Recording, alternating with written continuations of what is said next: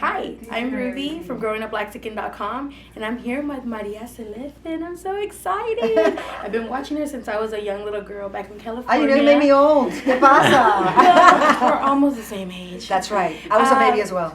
But it's so exciting to see you be a part of our conference and here with Johnson & Johnson. I mean, to me, this is like a dream come true talking to you.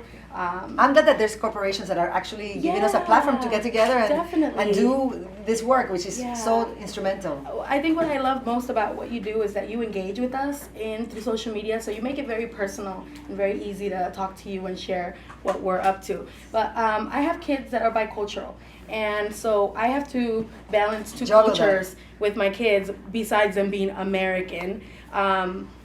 But what I love about you is that you've always been very open about your culture. How do you share that with your kids?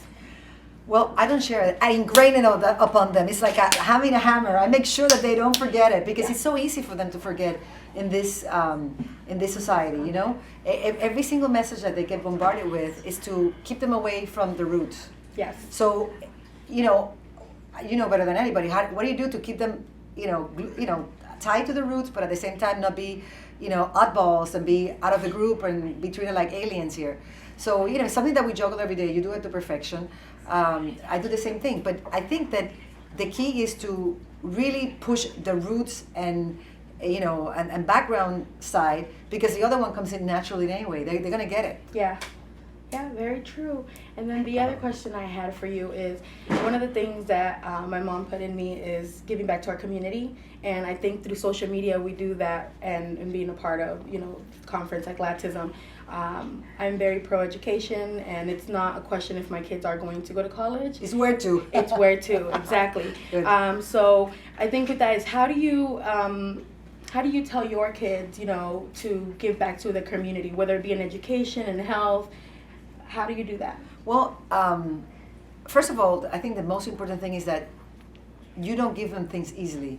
I think that when kids get things easily, they don't appreciate working for things. And if they have that philosophy, they'll never work for somebody else. Yeah. So that's key. I keep them humble. I give them very few material things. I only get them presents on Christmas and their birthday. I swear to God, I'm very strict with that.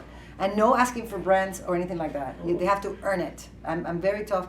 That's the way I was brought up. And I went to college, and they used to give me $20 a month in college to have. So I worked as a waitress. I worked doing so many things that first of all taught me how to respect people, and second of all taught me how to hustle to make it in life and not look for give outs.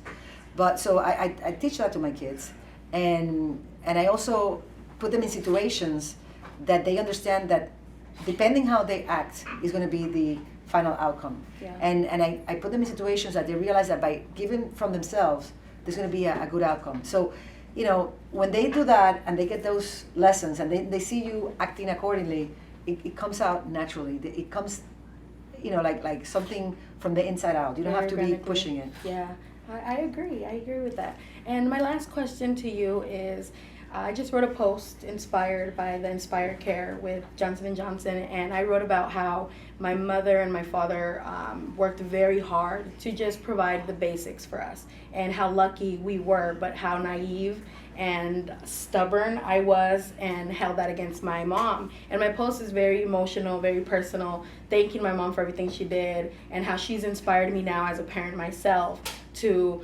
act with my kids, and how fortunate they are and how fortunate I am to spend that time with them. So I just wanted to know, who inspires you to be a great mother? My mother. And I don't want to sound like everybody says that, I really mean that. My mother taught me since I was very little. She always said to me, don't make the same mistake I made. Don't let love be the master of your destiny. Study and have a life, and then you choose the person you're going to be with. Don't let any man ever define in which direction you're going to go. Yeah. And if he's there or not there later, then it doesn't matter, because you have a life and a path already on the way. And I learned that from them. She made a lot of mistakes, and then I saw her get up and start all over again. She had a retarded autistic child, which is my half brother, who at the time she was working, and she had a very, very low paying job, and with that salary she was bringing up my grandmother, my other brother, and my youngest brother with autism, and she was driving like 5 hours away from where she lived, and she would have to leave super early in the morning with her hair wet, and it was very cold in New Jersey. That her hair she would get icicles in her hair, and she kept doing it all over and over and over. And with that salary and with that determination, she brought up my brother to be a magna cum laude at a very prestigious university, and now he's making money and he's supporting her. So that's awesome. It's very nice. Well, you mentioned something very cool in New Jersey. I'm New a Cali Jersey. girl, but You are? I married my husband and we moved to New Jersey, so it's Really? very cool. Well, my mom lived in Kearney, and I lived in New York, I lived in New Jersey, I lived in LA, I lived in Miami, I lived in Puerto Rico. I jumped from one place to the other, just following my career and sacrificing many things to make it here. So it didn't happen by magic. Yeah. Well, I just wanted to say thank you so much for giving me this interview. Thank you, Ruby. And I look forward to following you and talking to you on Twitter.